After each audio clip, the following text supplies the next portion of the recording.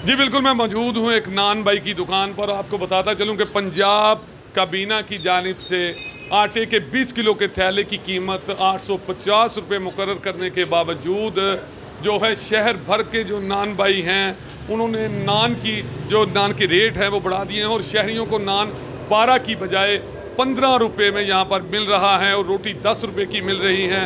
मेरी चूँकि बात हुई, यहाँ पर काफ़ी ज़्यादा दुकानें हैं नान भाइयों की, उनसे मेरी बात हुई। उनका ये कहना है कि आटे के जो नरख पुराने थे, जो मिलों की जानिब से, स्टॉकिस्ट की जानिब से आटे के रेट बढ़ाए गए थे, हमें आटा उसी महंगे दामों मिल रहा है। इसी हवाले से एक नान भाई मेरे साथ मौजूद है अपनी दुकान पर, इनसे बात करते हैं। जी बताएं, आपने नान के रेट क्यों बढ़ा दिए हैं?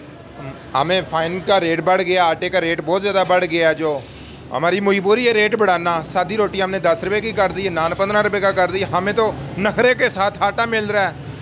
5-5 दिन, हफ्ता पहले ऑर्डर देते हैं, फिर मिलता है वो माल, वो भी 5-5 बोरियाँ करके, और 5 थैले आटे के मिलते हैं। क्या करें, हमारे पास इस टाइम ही फाइन नहीं है। इस टाइम फाइन है 1000 रुपये उन्होंने रेट बढ़ा दिया हमें। हमारी तो मजबूरी है, हमारे पास लेबर है, लेबर के भी इनके भी दिहाड़ियाँ देनी होती हैं और गैस के भी खर्चे निकालने होते हैं सब। हम तो क्या करें, हम तो गरीब आदमी, अपने बाल बच्चों की रोटी कमानी होती है हमने। भाई हम क्या करें, हमने आटे का रेट, हमने नान का रेट ही बढ़ाना, और क्या करना है।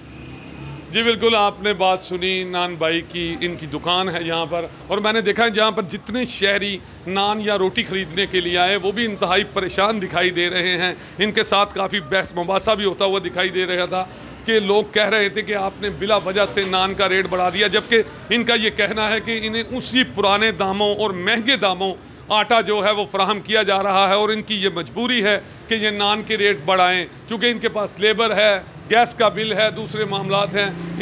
इनका यही कहना है कि हुकूमत की जानिब से कोई मजबूत तरीके से कोई SOP जारी की जाए।